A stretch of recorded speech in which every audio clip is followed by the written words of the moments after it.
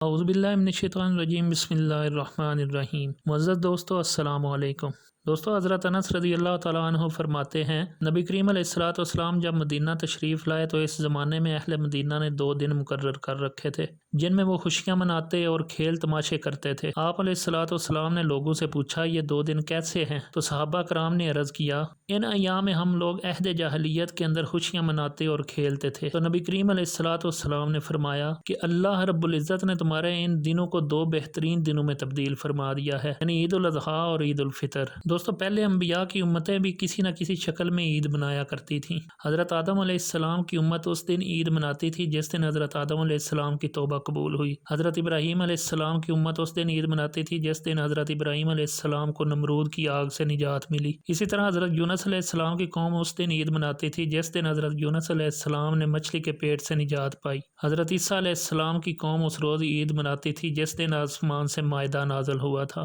اہل عرب سال میں مختلف تہوار مناتے تھے جن میں شراب نوشی، جبا، شعر و شاعری، رقص و سرور کی محفلیں سجائی جاتی تھیں۔ یہ اسلام کا فیضان ہے کہ اس نے مسلمانوں کے خوشیاں منانے کو ایک پاکیزہ سانچے میں ڈھال دیا ہے۔ عید الفطر کا دن ہر مسلمان کے لیے خوشی اور مسرت کا دن ہوتا ہے۔ اللہ رب العزت نے عید کی حقیقی خوشی عطا فرمانے سے پہلے رمضان کے روزے فرض کیے، 1 ماہ تک دن بھر کھانے پینے سے روکا، نفس کی مخصوص خواہشات پورا کرنے سے منع کر دیا اور مقصد یہ بتایا لعلکم تتقون، تاکہ تم متقی بن جاؤ۔ جب اللہ رب العزت کے حکم کو اس کے حقوق و آداب کے ساتھ پورا کر دیا، روزہ دار کے دل میں نور تقوی پیدا ہو گیا۔ اسی عظیم نعمت کا شکر ادا کرنے کے لیے مسلمان عظیم اجتماع کے ساتھ 2 رکعت نماز عید پڑھ کر شکر خدا بندی ادا کرتے ہیں۔ غرباء کو صدقہ فطر ادا کر کے اپنے روزے کی کوتاہیوں کو مٹانے کے ساتھ ساتھ ان محتاج افراد کو بھی عید کی خوشیوں میں شریک کرتے ہیں۔ دوستو، اس حقیقی خوشی کا لطف وہی خوش نصیب روزہ دار جانتے ہیں جنہیں اللہ رب العزت نے رمضان کے مکمل روزے رکھنے کی توفیق عطا فرمائی ہے۔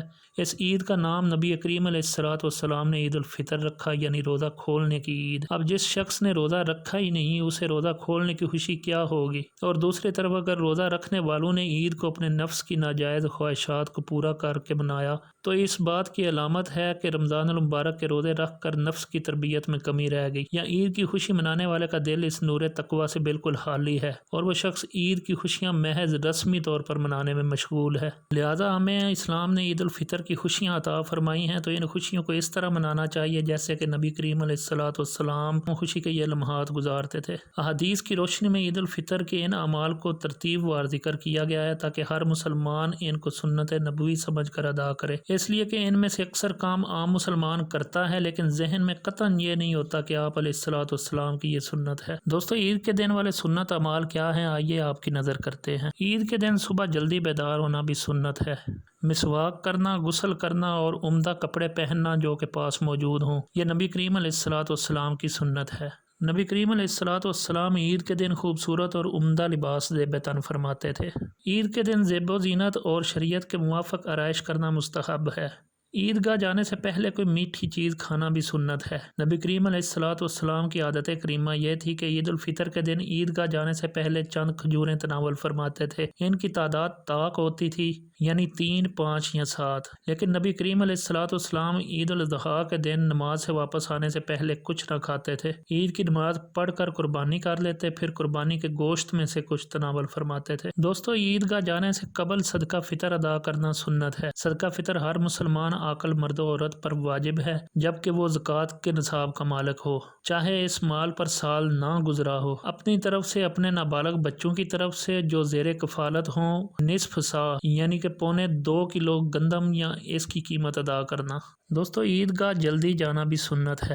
نبی کریم علیہ السلام کی سنت مبارکہ تھی کہ نماز عیدگاہ میں ادا فرماتے تھے۔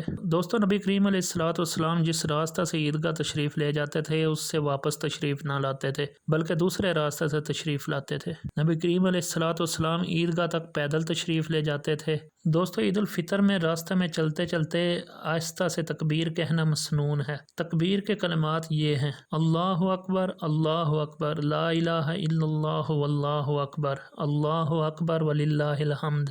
دوستو نبی کریم علیہ السلام کے ان پیارے طریقوں پر عمل کرنا ہر مسلمان پر فرض ہے۔ اللہ رب العزت ہم سب کو عید الفطر رسول کریم علیہ السلام کی سنت کے مطابق گزارنے کی توفیق عطا فرمائے، آمین ثم آمین۔ دوستو ویڈیو پسند آئے تو اس کو لائک کریں اور اپنے دوستوں کے ساتھ لازمی شیئر کریں، اور مزید ایسی ویڈیوز کے لیے ہمارے چینل کو سبسکرائب کریں اور بیل آئیکن کو لازمی پریس کریں تاکہ جب بھی ہم نیو ویڈیو اپلوڈ کریں آپ کو نوٹیفیکیشن مل جائے۔ جزاک اللہ خیرہ۔